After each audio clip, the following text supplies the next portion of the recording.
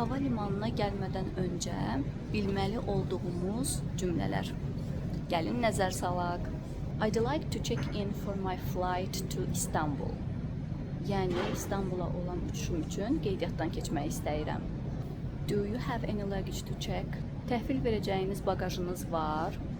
Could I have a window seat or aisle seat? Hansını istəsəz, yəni deyə bilərsiniz.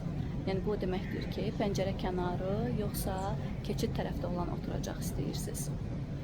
Is the flight on time? Yəni ki, uçuş vaxtında olacaq. Do you have any liquids in your bag? Yəni çantanızda maye var. Take out your laptop and liquids please. Zəhmət olmasa notebook və yaxud da maye olan qablarınızı çıxarın mənasına gəlir. Please fasten your seat belts. Yəni kəmərlərinizi bağlayın. Stow your tray table and put your seat in the upright position. Masalarınızı yığın və oturacağınızı dik vəziyyətinə gətirin mənasına gəlir. Flight number, for example, 9 is now boarding. 9 nömrəli uçuş üçün minik başladı anlamına gəlir. This is the final boarding call mənası bu minik üçün olan sonuncu çağırışdır anlamına gəlir.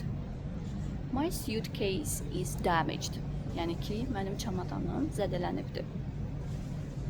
Bəs siz hava limanında olarkən ən çox hansı cümləni istifadə edirsiniz? Comment below.